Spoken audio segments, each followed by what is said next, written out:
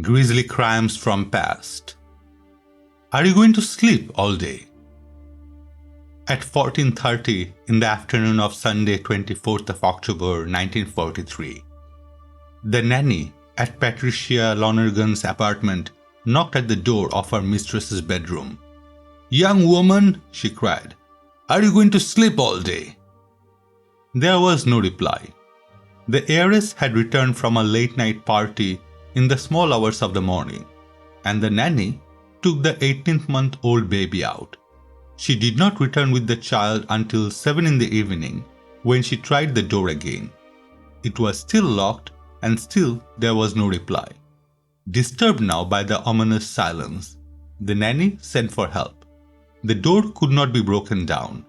It had to be removed bodily from its frame. And when the helpers finally attained the bedroom, they discovered a grim tableau. The nude body of the 22-year-old heiress was sprawled out across her wide bed, overlooked by its bronze figures of winged victory. Blood had seeped from her head wounds through the sheets and blankets, down through the mattress, and onto the floor where it formed a large dark stain.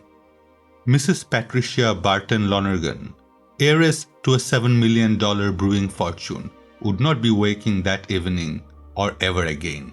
She was dead. Strangled and bludgeoned, police were to establish by the pair of antique onyx-inlaid brass candlesticks that lay discarded on the floor. The assailant had evidently fled via a second, automatically sprung door. It did not look like a work of a thief, for there was cash and jewelry in the suit, as well as victim's mink jacket neatly folded at the foot of the bed. But the struggle had been a violent one, in which the heiress had scratched her attacker.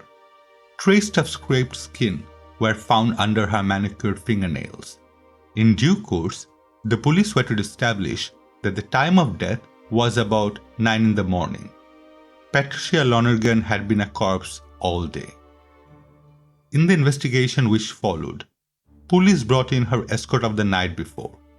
He was Mario Gabellin, a 40-year-old Italian man about town. He stated that he had brought the heiress back to her apartment at 6:15 in the morning, but had left her in the lobby and returned immediately to his waiting cab. The taxi driver was traced and confirmed his story.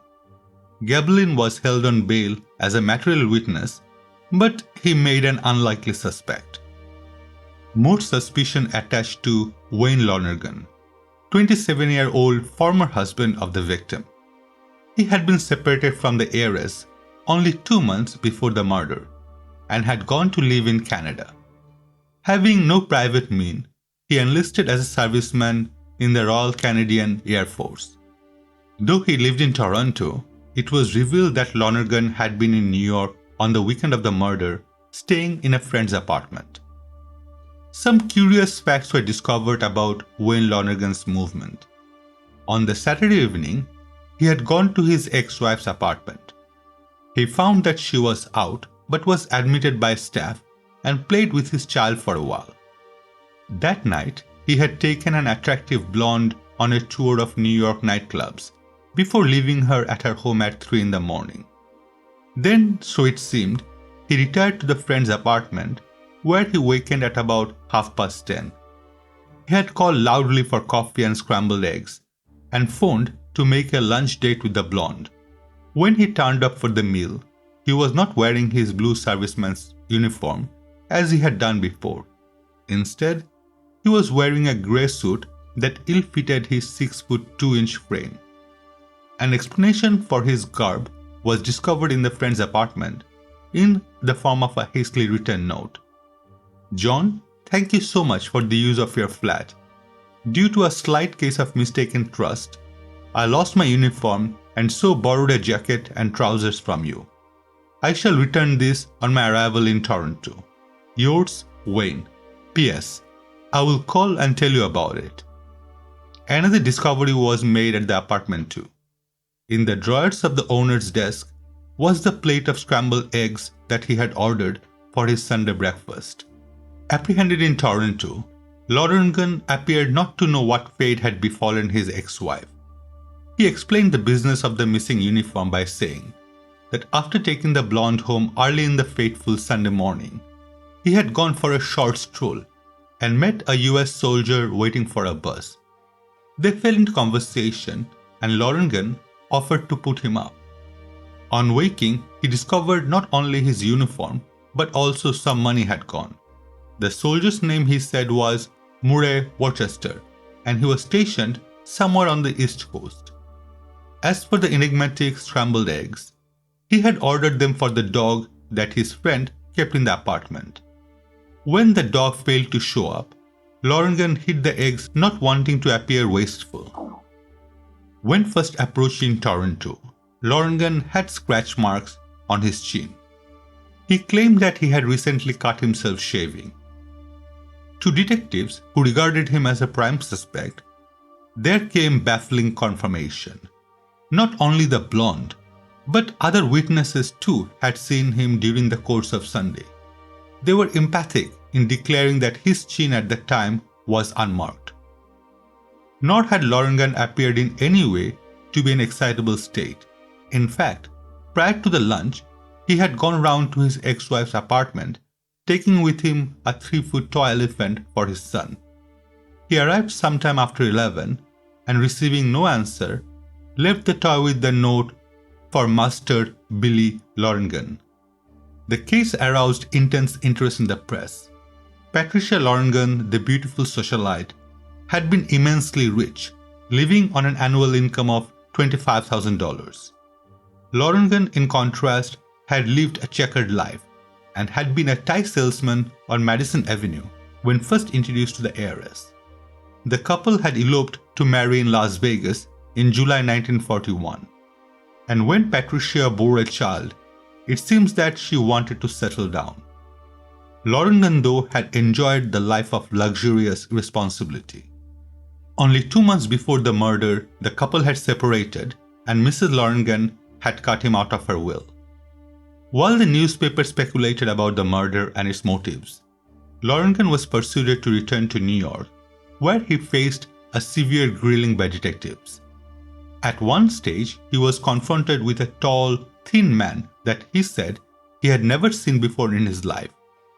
The man was Mr. Morris Worcester, a former US soldier, traced through searches of army records. The police were to claim that Lonergan had simply plucked this man's name out of thin air in seeking to explain the theft of the missing uniform. It was purely by chance that a real Morris Worcester existed, and hardly surprising that Lonergan failed to recognize him. After 84 hours of questioning, Lonergan made a confession which was leaked to the press. He said that he had slipped out of his friend's apartment on the murder morning and arrived at Patricia's apartment shortly before 9 o'clock. She was in bed and they quarreled over Lonergan's intention to have lunch with the blonde. In a jealous rage, Patricia shoved him from her, shouting, "Stay out of here! Don't ever come back! You will never see the baby again." This, in Lonergan's version, provoked his fatal assault. Afterwards, at his friend's apartment, he rang for breakfast but found that he could not eat and so hid the plate of scrambled eggs, not wanting to arouse suspicion. He packed his blood-stained uniform in a duffel bag and dropped it, weighted with a dumbbell, into the East River. As for the scratch marks missing from his chin at the lunch date, police found a simple explanation. A powder compact containing Max Factor Suntan No. 2 was discovered in the friend's apartment. It was contended that Lonergan had bought this at a drugstore shortly after fleeing the scene of the crime. Careful application of the heavy cream was all that was needed to camouflage evidence of the fight. When Lonergan was indicted for first-degree murder and after a mistrial in February 1944, was tried again in March. Effectively, through the leaked confession, the press had found him guilty already. But some irregularities emerged in the courtroom. Lonergan pleaded not guilty. His defiance contended that he had been offered the lower plea of second-degree murder if he would confess. In fact, the confession was not signed or authenticated by him. It was never shown that Lonergan had visited the apartment at the time of the murder, nor that he had handled the candlesticks. Above all, he had no motive for deliberately killing his ex-wife.